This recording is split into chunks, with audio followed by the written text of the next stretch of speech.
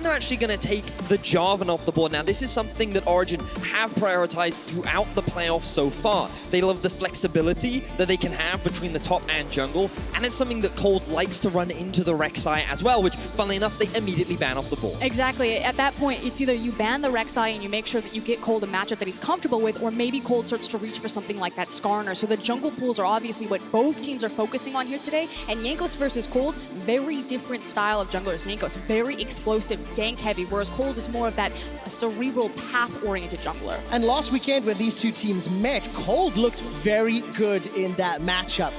Now remember that the Kayle priority is something we talked a lot about. She has been left open, but instead G2 go for the classic Aurelia. Now, for many teams, you'd think this could be flex between top and mid, but with the addition of Perks in the bot lane, this is a triple flex and can be moved into multiple positions, so a very safe blind pick for the side of G2. And it's one of the terrifying things about G2 is not just how well they can flex the champion, but how well each of those three members can pilot the champion. If you think about G2, what is their playstyle? Why have they been so dominant? It's that you pick anyone to focus in a team fight, you will learn something about League of Legends. The mechanical ceiling that each of these players have is incredible. They are one of the strongest teams that Europe has ever assembled. Now, something else we spoke about was this Galio, and last week, G2 were very determined to ban this one away from Mithy. So Origen, they grab it very early on. I'm wondering if they look to pair it up with the Kalista, but with the Ryze still available, you'd have to imagine that being the priority. And you know what's interesting? I actually think this Jarvan ban that G2 leverage at Origen might actually work out for them, because it means that they don't have to second rotate Jarvan Galio. We see that cannonball,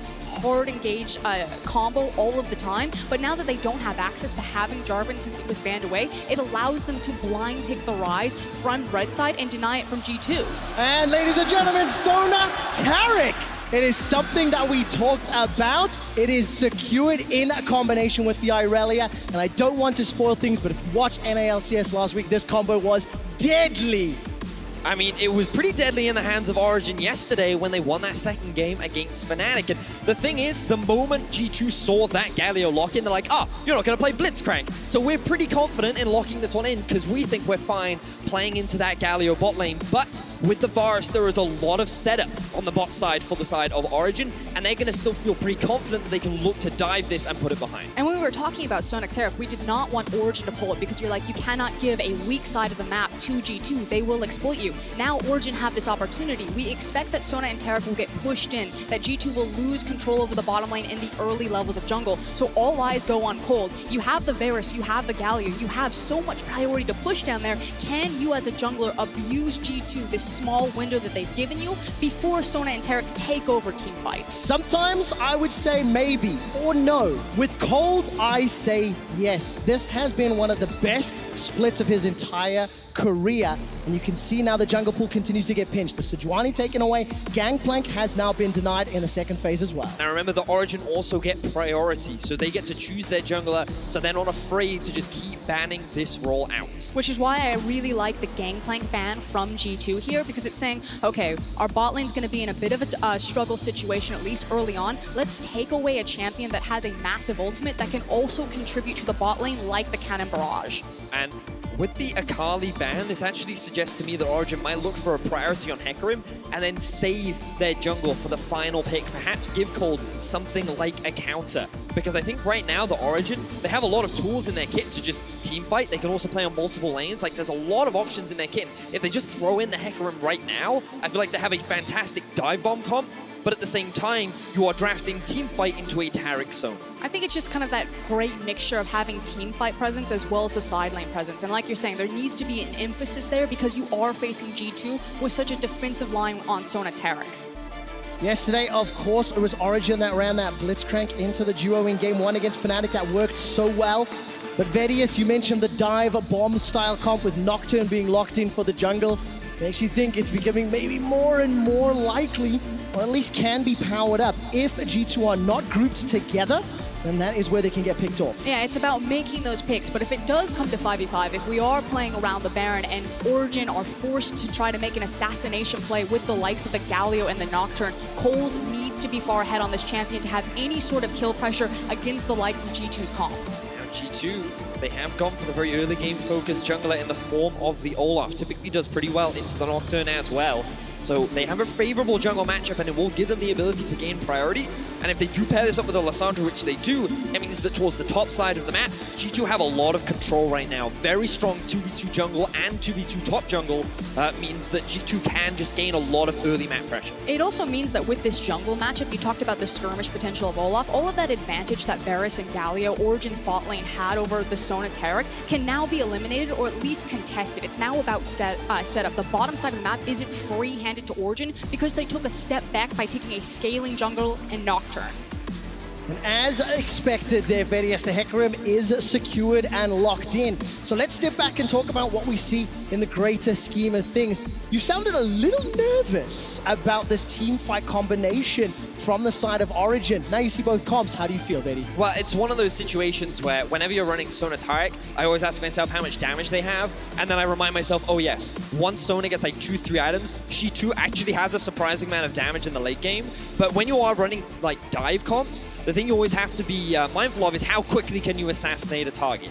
And when there is a Lissandra, there's an Olaf, and the Sona Taric is there, it can be challenging. But I feel like when you look at this draft, OG is saying, let's kill the Sona as fast as humanly possible, and then we'll clean up the rest later. It's the fact that you have multiple win conditions. You know, if Origen do get ahead, they can look for that assassination potential, trying to make the poke on Sona. Or if they do fall behind, they say, we're not going to play into the 5v5. Let's just split up and try to eat this map up. Whereas on the other side from G2, this is a very scary composition of not only its skirmish potential with Olaf, Aurelia, and then the zone control of Lissandra, but when they are bundled up as that death ball, they are almost impossible to kill. I think this is going to be a pretty explosive game. I think we're seeing a lot of adaptation already from the side of Origen. Remember, one of the reasons why they struggled last week against G2 is when they had losing bot lanes. They definitely don't have a losing 2v2 down towards the bot side of the map, and they have a lot of options to play around it as well. I think it's going to come down to a lot of team fights. I think objectives are going to be a really big deal in this one quick shot, and I'm really excited because I think that this time around, Origen are going to put up a much better fight. Absolutely the case. Origen have continued to impress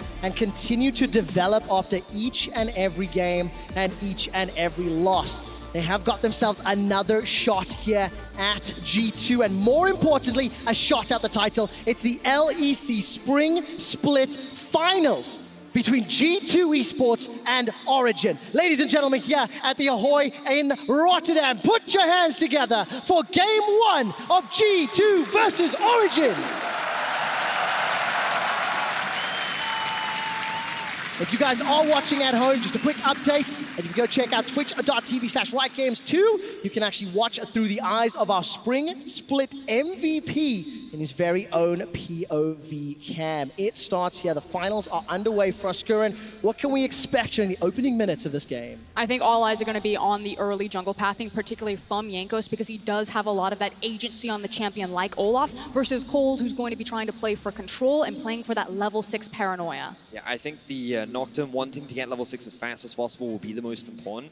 I'm keeping my eyes out on the level 1. Something that G2 did a lot of the last time these two teams met was crazy level 1s. It is why Origen fell behind in a couple of their games, and you can see Origen kind of pathing out pretty spaciously, just keeping an eye out to see if G2 try anything sneaky. But with the Sona Taric, their options are a little more limited than they were with the Rakan last week. So nothing too crazy going to come out at level 1. Looks like a very standard start to the game. And again, we need to pay attention to how well the Sona and the Taric will play the lane and what Perks and Mickey can do with this combo, because we saw both sides of it from Origen and Fnatic yesterday, and basically every single time it seemed to get jammed, shoved underneath the tower, and that is one of the powers of Varus, is that he can turn on lane priority so quickly. Now, as a reminder, for those that may not be familiar with this bot lane, Taric will soak up the majority of the farm up until Perks fully stacks up his support item, and then once it is fully stacked, they'll start investing resources into the Sona. But it's not about winning lane, it's just about getting as much gold onto these two carries as possible and scaling to the team fights. Typically seeing things like the Archangel Staff and the Lichbane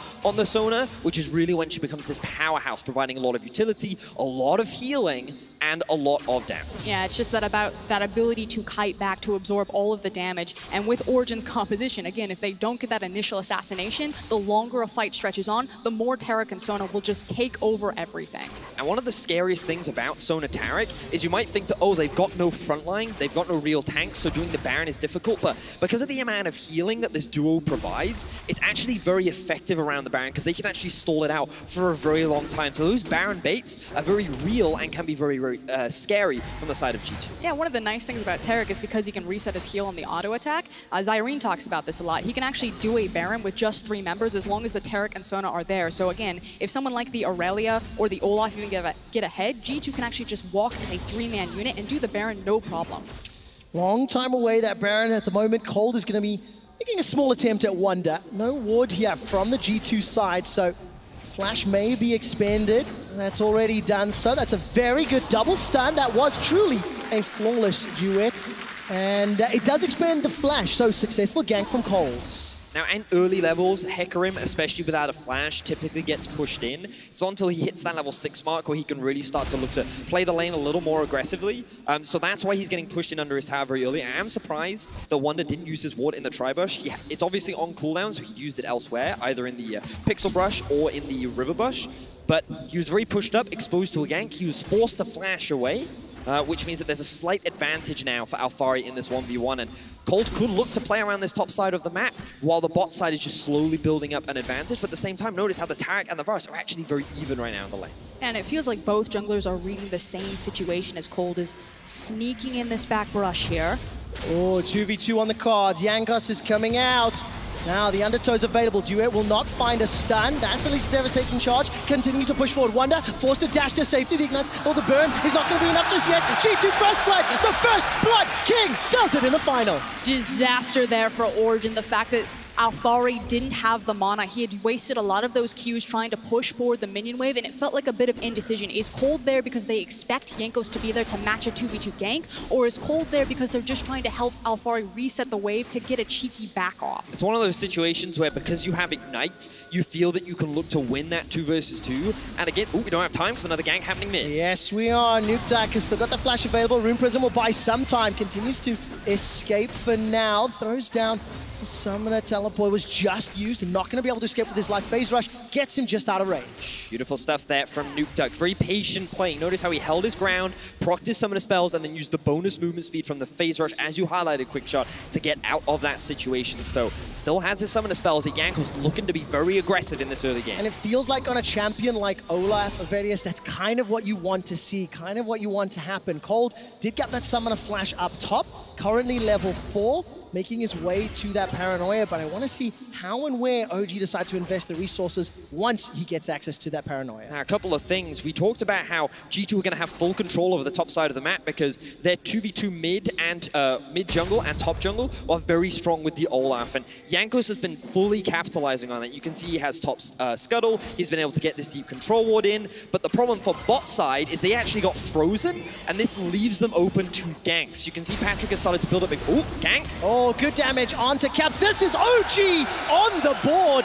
Caps just caught out of position, it looks like. Yeah, it looks like he just lost track of where Alphari was. Didn't expect the Hecarim to make a rotation down there. Was probably looking for the back and just wandered into him. So trying to scout some early vision, and now Wonder. All right, let's see. Wonder how, and I wonder why he pushed forward onto Alphari. Now Nuke's gonna flash in. Flash. Stands in the side, and that's just easily done here for Origen. 2 kills to 1, and they turn the gold favor in there. And they feel like just small mistakes from the side of G2 that Origen were very quickly able to capitalize on. Finding a kill onto both Caps and Wonder this early into the game is a very big pickup for Origen. And as we take another look at that, yeah, Caps actually had information about exactly where Alphari was, but didn't have information about where Nukeduck was. He actually walked into a control ward underneath, and surprise, it's a 2v1. Well, that feels bad because he's on the POV stream as well, just stepping all the way forward and getting done. Surprising blunder from the MVP of the spring split. We'll see if he can shake it off and bounce back. Right now, both he and Wonder sit with the solo deaths, and we were just talking about how G2 was supposed to have control over the top side while their bot side fell to a deficit. So the fact that those two solo laners are now sitting on a death is definitely not the early game that G2 had planned for themselves. But they can still try to pivot either way. Again, the fact that it is an Olaf, that Cold has been delayed a little bit, although he did pick up a lot of that mid lane experience, now has the Paranoia available. You thought that there was a big window where Jankos could try to maybe swing one of his side lanes, maybe rotate the Lissandra to the bot lane, and try to contest Origen when they do decide to turn on Galio Barris. I'm going to take a look at those teleport cooldowns and see whether or not it syncs up with any proactive plays, but we're nearly 8 minutes in. This bot lane of Tarek and Sona, 14 CS for Perks' Sona, 42 1-2 for Mickey's Tarek. I want to take a look at the gold differences between the two duos. If the observers can toggle over, it works out roughly the same amount of gold. I think there's about 300 advantage for now in favor of OG, if my math is on point. But as you mentioned, using those itemization choices and the Klepto just to stay relevant and continue to scale up. Do you get nervous if you see a Tarek Sona not being punished by 8 minutes? Is this still feeling okay? I think it's fine for now. I think the level 6 mark is where we have to keep our eyes open. I love this ward, by the way, from Origen. Nuke Duck is able to play extremely safely in the mid lane because he's aware of the potential dive from multiple G2 members. But the fact that they've now made this roam up allows Patrick to sit solo in the lane. Now he's reached that level 6 mark. Cold, level 6 as well. So keep your eyes on Nuke Duck as he looks to try and gain priority mid. And I want to see Origen make a play towards the bot side of the map to try and start the snowball. And likewise, I want to see Perks and Mickey respect the fact that they did give an EXP advantage to Patrick. A lot of these times, while these two guys have made some highlight moments, there are some blunders where they play a bit over-aggressive, play to the limit of their champions, and don't respect things like a Varus ultimate. I'm not going to have any room for error over the course of the series today. And G2 going to group force up, use the pressure from Wonder up top, as well as Caps in the mid lane to unlock that red buff. They're going to steal it away. Taking a look, there's already one plate secured in favor of Origen in the mid lane. And obviously down bottom, we can see the pressure of this Varus Galio shoving into Tarek Sona as Perks and Mickey back away.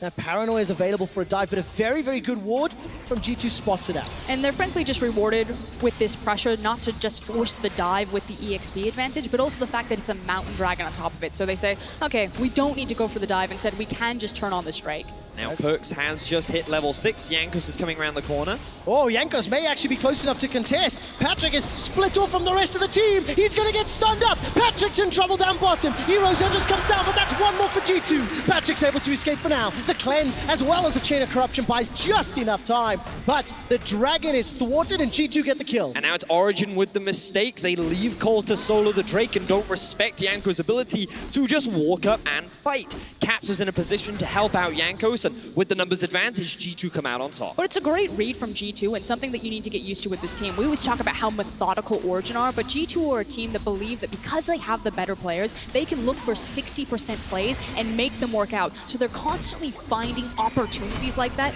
you don't expect teams to take, and then they turn them in their favor. What a fantastic start to the series for Jankos. 2-0 up.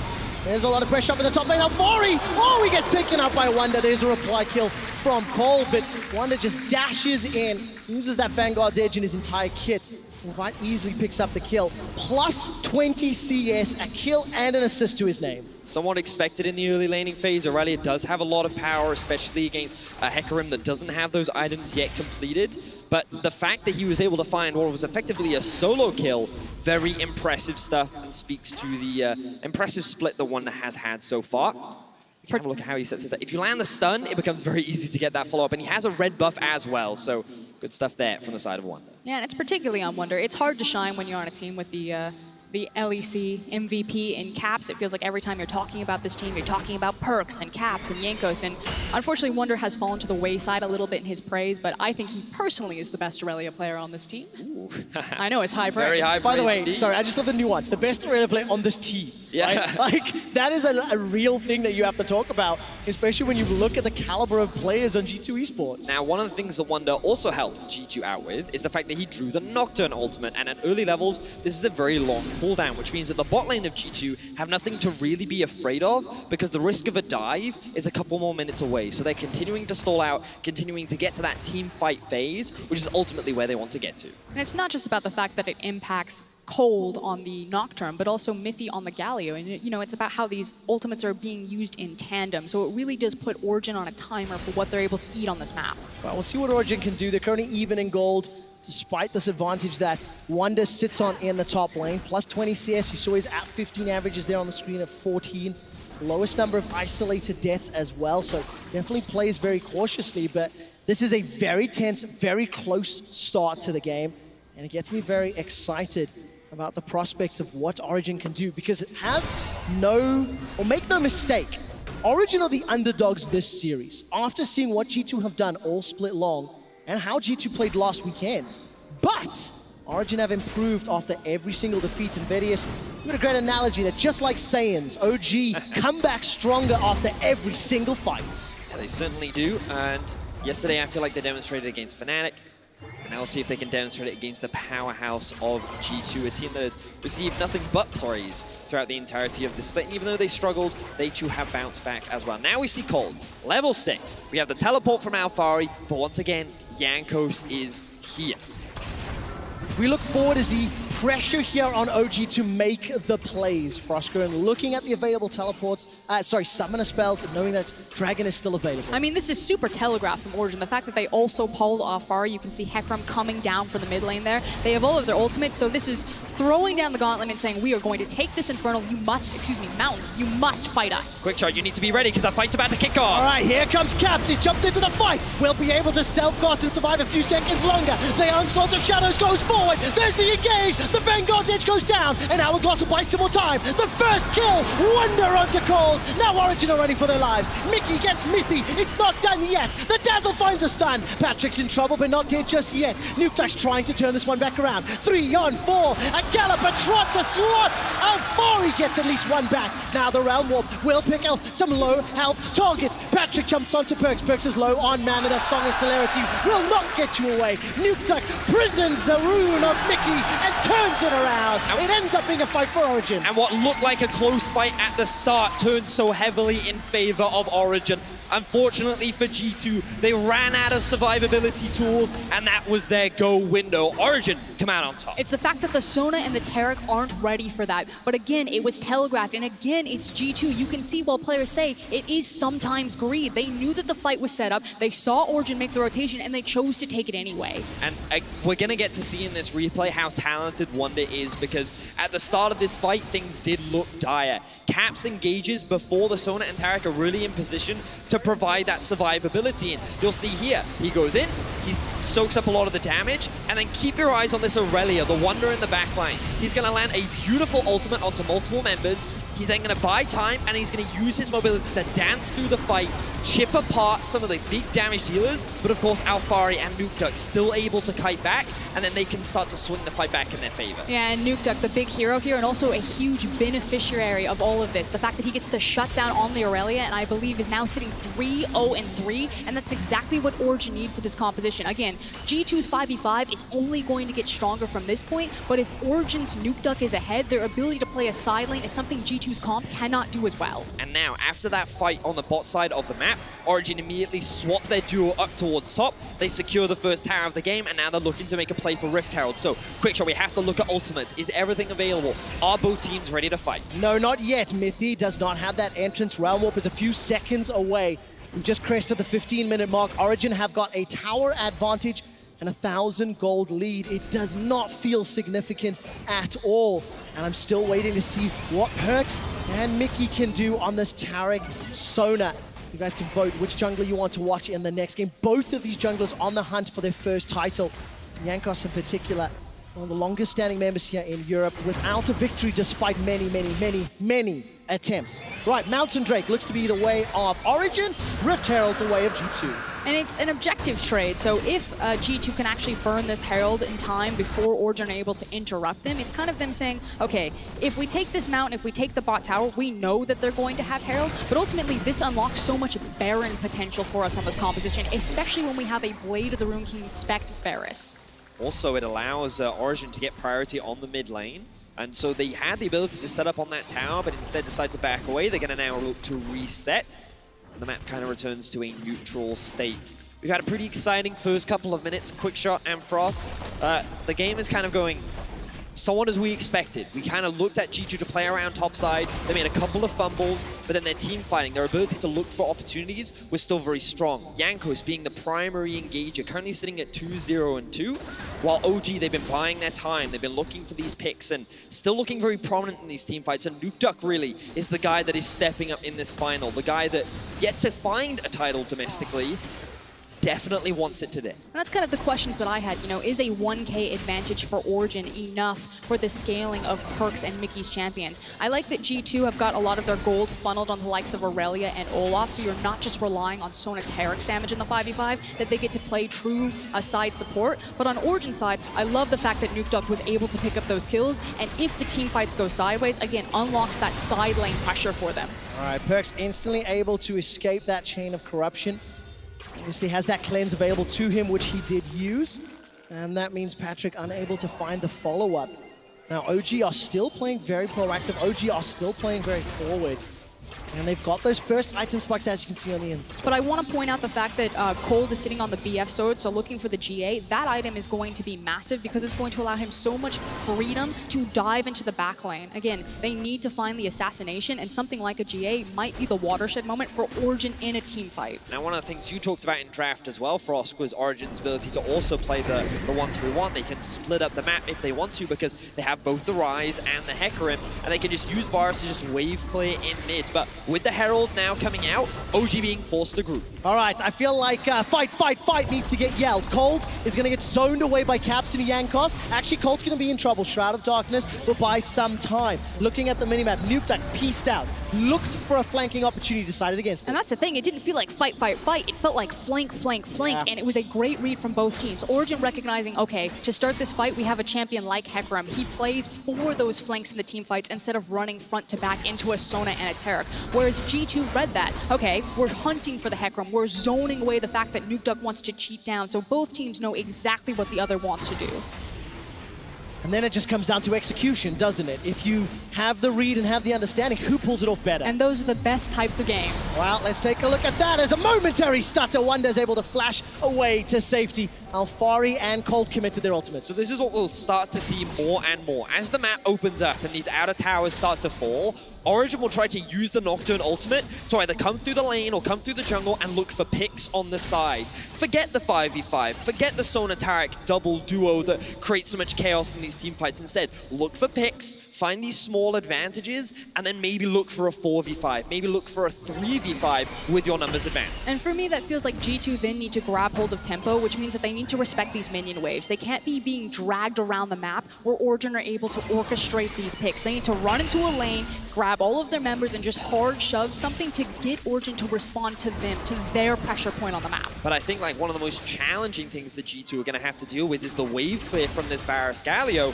and the pretty weak siege from the side of G2. Once the Sona completes the Lich Bane, then her ability to take towers will definitely be a little bit stronger, but ultimately every time she approaches that tower, Galio taunt, Varus ultimate, Nocturne ultimate, all these risks exist to try and zone you away from those objectives. Which is why if G2 can't force Origen to fight them in the lanes, they are really dependent on these monster objectives, not just the Baron, but things like the Drake. So a rotation of an Ocean Dragon can actually hurt G2 because there's less incentive that if they get control over this objective, if they create a perfect scenario to be fought over, that Origen say, that's fine, we don't want it anyway, we'll trade you across the map.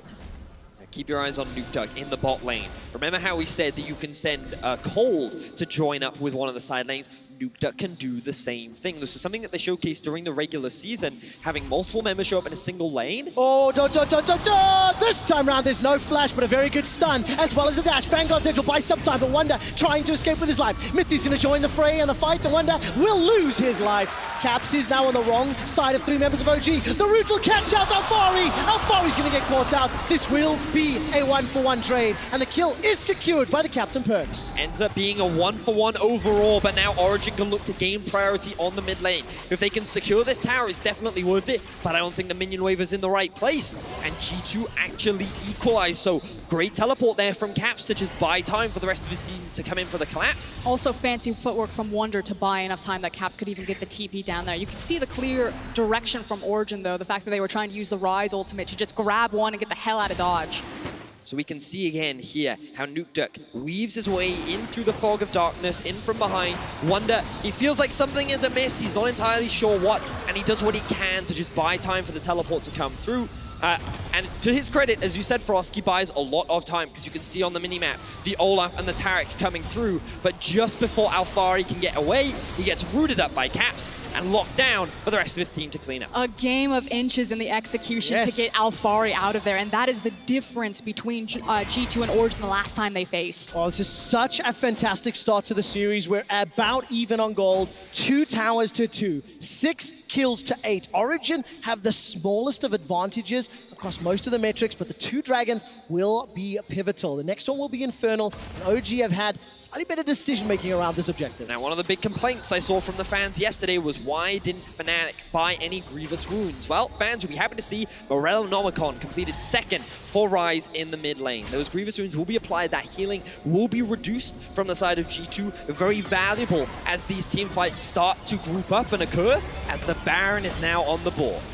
All right, mid lane pressures. Origen are going to be in some trouble, but here comes Alfari from the backside. The ultimate from Irelia doesn't do a lot. The stun will not find a target. Paranoia has been used, pop, timeout, and no target is dove onto.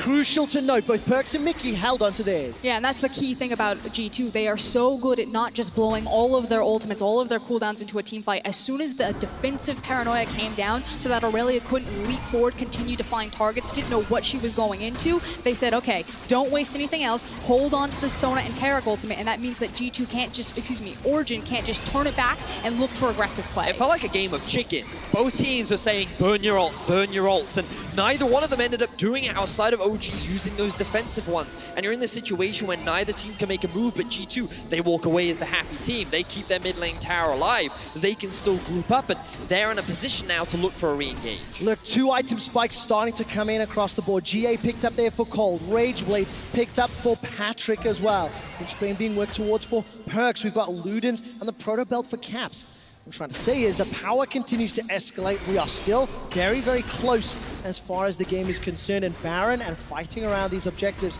or these big team fights rather, are going to be what makes and breaks the game for either squad. And also the summoner spells of the teleports. The fact that Caps and Wunder both have the TP available to match Alfari and Nukeduck in these side lanes, it's about who is going to abuse those cooldowns. So Caps used it last time to try to secure the return kill. There's a window here that Origen can try to play around the fact that Caps needs to be grouped up, that Origen are going to be stuck in a 1-4 or a 5v5. It's interesting that you bring that up as well, because one of the fascinating things that I love about G2 is the way in which they're so efficient with their resources as well. Because you talk about how G2, Origen rather, might be forced into grouping up in this situation where they want to avoid, and that's actually happened a lot for Alfari. He's been constantly grouping up with his team, and he's actually had a pretty big deficit. He's a whole level down behind Wunder, whereas G2, Caps is the same level, or now just a level behind Nukeduck, but he's doing extremely well in terms of farm. Same for Wunder. The bot lane is actually doing incredibly well in terms of the gold as well. And it feels like G2, they just get all their gold, or as much gold as possible, onto all their members, so they constantly stay relevant, even though they're dying all the time. Wow, there's the crescendo, insta-cleanse and flash. Patrick escapes with his life for now. Mythiu tries to defensively move away. He got that taunt off just to slow down Caps in his tracks. Now Alfari may need to use the ult defensively, and he does. Gets across the wall. Origen escape with their life, but G2, they set up the play. They get the spells, and now they're going to get the tower. Great pick on the side of G2. No, it doesn't result in a kill, but it results in an objective, and Wunder is just free farming on the bot side. This is going to force Nukeduck to come and group, because G2, they're continuing their push. And it's not just the immediate objectives that G2 were able to secure, it's also now the next team fight. The fact that Patrick had to expend so much once he was caught out going around a corner, that's an Infernal that spawns in 1 minute. That's a Baron that both teams have been posturing and dancing around, and now the AD carry won't have the security of having Flash available. And that's a problem, especially when you look at Olaf, Irelia, Lissandra. Good luck with that one. Before you add, on top of that, the Cosmic Radiance, and Origen now have lost control of the gold lead, albeit it's tiny, of course, right?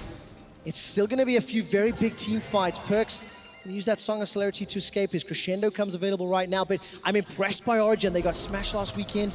They come back, they win yesterday. This is a team that has such a limited amount of finals experience, but a super huge number of LEC games combined. I mean, the thorn in Origen's side right now is the fact that G2 have been able to keep their mid lane tower alive till 26, 27 minutes in this game. As soon as they can knock that down, it's going to give them so much more access. And when you have an early Mountain Dragon, they needed to have control over the Baron to threaten that much earlier, or at least use it as a pressure point to orchestrate some picks. But because G2 have held the line, they're actually stalling out Origen long enough that the Sona and Tarek are now online. Their 5v5 is very scary. I also think that the way in which Origen set up the 1-3-1 hasn't been optimal either. Like, the fact that they made a couple of small mistakes in the early game, given room for G2 to actually find a couple of picks, has made it harder. And every time G2 make a play on the side lane, it actually ends up going even across both sides. So I feel like that right now they're not leveraging. Oh, there's the flash crescendo. A flashless Patrick gets chunked down. That was very well played by G2. Remember, Origen were trying to push this top lane. Now all of a sudden, Nukeduck has to try to escape with his life. He's got flash and TP available, as well as that realm warp. I don't quite know if anyone's chasing him just yet. Perkz not going to use that E to close the gap. Instead, G2 are starting Baron. Looks like Nukeduck does have his teleport available, and Cold is alive. Has the Paranoia and Flash available. Everything to try and steal this one away. Yeah, and the Realm Warp was just used from Nukeduck. He's trying to clear out the mid lane and then can walk over. So they say this is going to take a long time for them to do.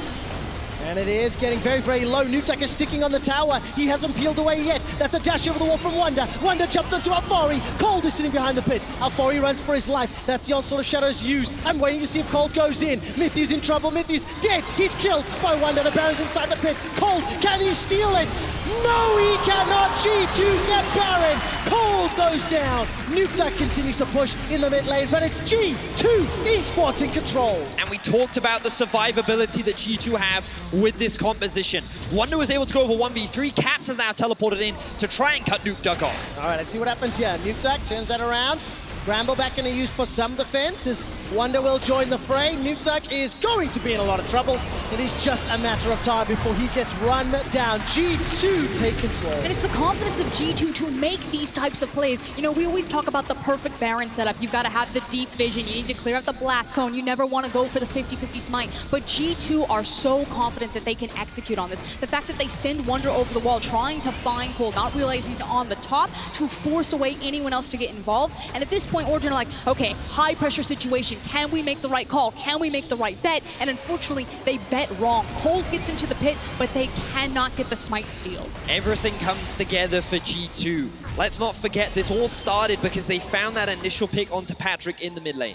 They burnt both summoners. They then find the same pick onto him. They have not been using the team fight power of Saractona. They've been using the pick power of their composition to turn this into a Baron, and now they're setting up a siege onto Origen's base. Both times Patrick was caught out by Perkz, the captain of G2. The role swap AD carry that's playing Sona still counts. He manages to find the crescendos. The inhibitor is secured in the mid lane, and Wunder is pushing down bot. He's got teleport available to him, and Origen are chasing some sort of team fight. G2 decides to turn this one around. Cosmic Radiance was used though. It's just the fact that you can't give G2 any opening. That was a missing flash on an ADC, and it resulted in a mid-inhib being torn apart. Beautiful stuff right now from G2, and now they're staying grouped. They don't need to split apart. They're working around Wunder. Level 17 on the Aurelia, and Caps is looking for the flank. All right, Patrick has got his flash and his cleanse available. Here comes Alfari. That's at least one level of engage. Cosmic Radiance, remember, still on cooldown, but Alfari's so low. 1-2 quick kills for G2. The re-engage from Wunder. He is just destroying Origen, and G2 ace Origen. Beautiful fight from the side of G2. 5-0. Game 1 is going to be locked down from the side of G2. And I don't know what you're supposed to do. I love the fact that the Sona Tarek was paired with such high damage like Wunder's Aurelia and Jankos' Olaf. They took over this game. This game came down to one Baron call, but it was the wrong one for Origen. G2 go up 1-0 in the finals.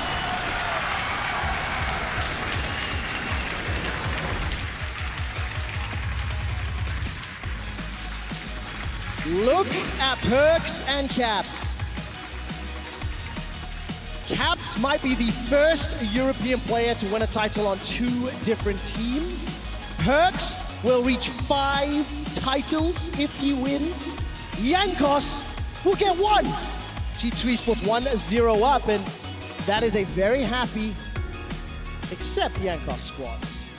He smiled in the end, got there. And I guess what I'm looking at right now is what quality bar do I think Origen is bringing to this game? Because I felt like that in game one, Nukeduck was having a very solid performance. He looked great. But we didn't see the successful punishments towards the bot side of the map. We saw Afari falling incredibly behind against Wonder, honestly being outclassed in this game.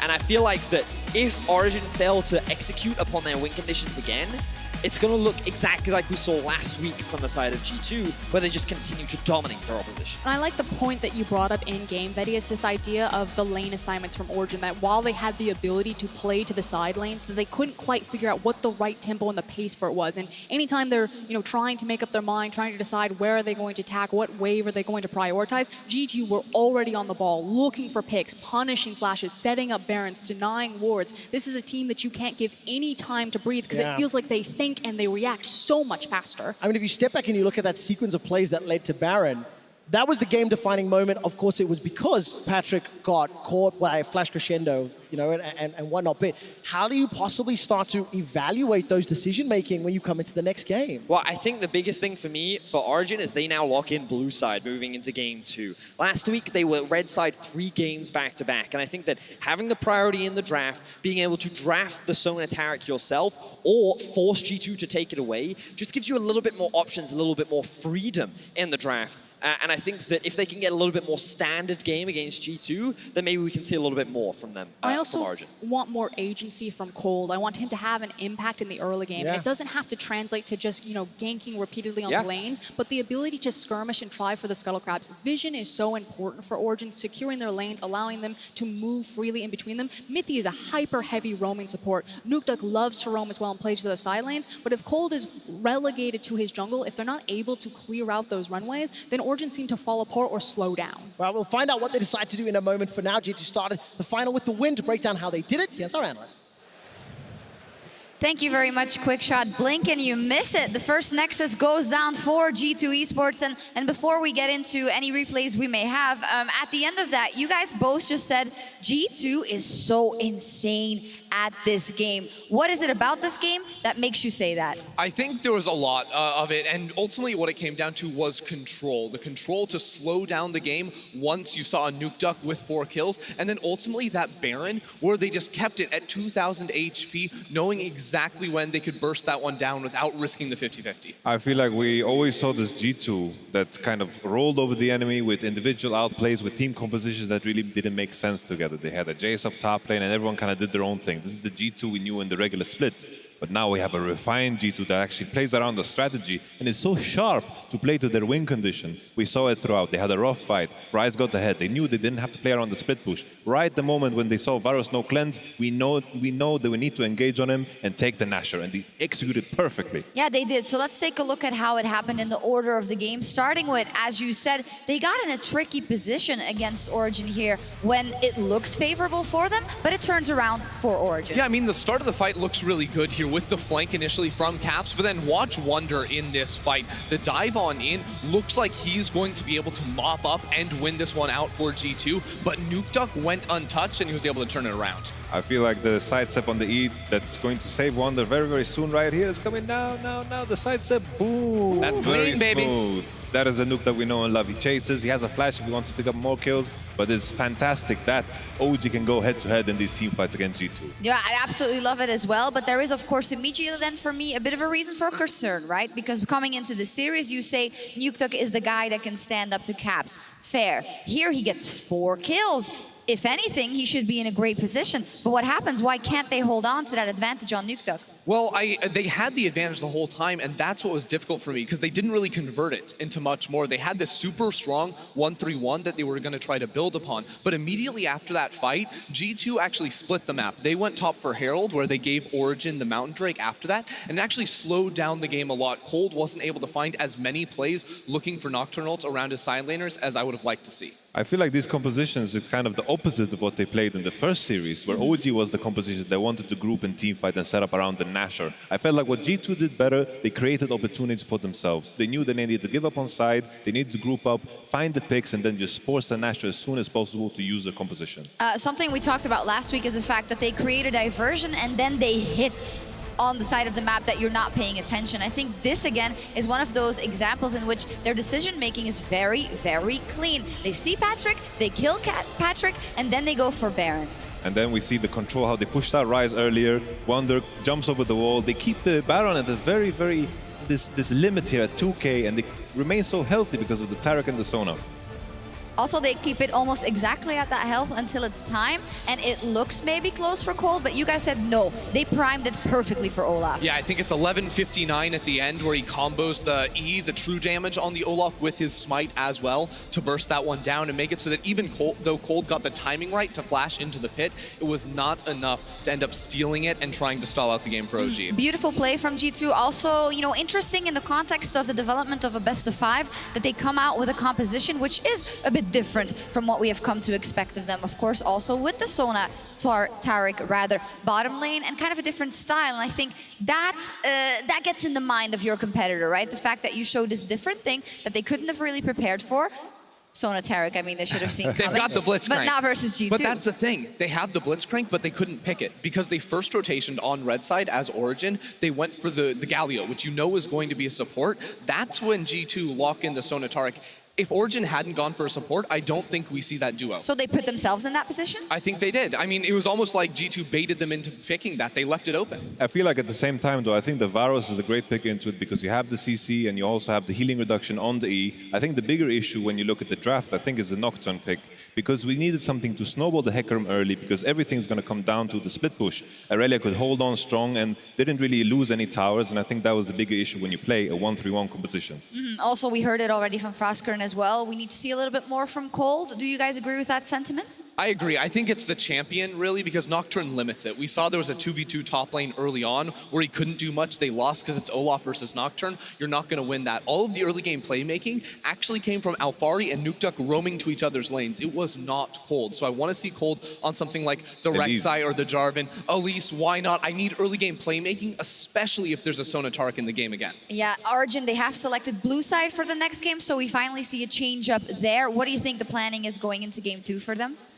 I think they can look to ban maybe the Sona in the first rotation if they don't want to risk giving it up because honestly, I mean, it's hard because I'm really struggling it's hard with for it. them too, yeah. Yeah, because the question is, do you risk giving it over again? Is the Blitzcrank good enough? It was against Fnatic. I'm not so sure against G2. I need them, again, to have strong jungle pressure, and if they're going to leave it up, I want to see the Blitz. I like the fact that they picked blue because they get to pick the stronger jungler. I'm pretty sure we're going to see either a first pick Jarvan, first pick Rek'Sai. That is where Trashy has, Jonas has shown his comfort, and that is where he's been a shining light in the previous games. Yeah, definitely so. So now when we look at everything, yesterday and today, first game combined, of course, quite a surprise for many. OG played fantastically versus Fnatic. Now they go one game down versus G2, which is this mountain to beat, this incredible competitor they are up against. What is the gut feeling as to how this series is going to evolve? My gut feeling is that had Origen been able to close out this game, we were going to see 5. Today. Because G2 were able to shut it down and not let it happen, I'm actually really nervous for Origen. I don't know if they're going to be able to come back after a loss that I think should have been a win for them. Should we not give them a bit more credit with the development we've seen? I just feel like we've seen a development in G2 as well. Yeah. I feel like they've actually play in a strategic way that you can relate to. They're always on point with what they need to do, whether it's 1-3-1, whether it's a teamfight composition. I feel like they're very precise in their gameplay, and this is what was lacking throughout the regular split. Coming from back from the break, we're also going to hear from Expeke, but we are going to take a quick break. G2, they are on their way towards their very first LEC title with that win. We'll see if Origen can bounce back in game.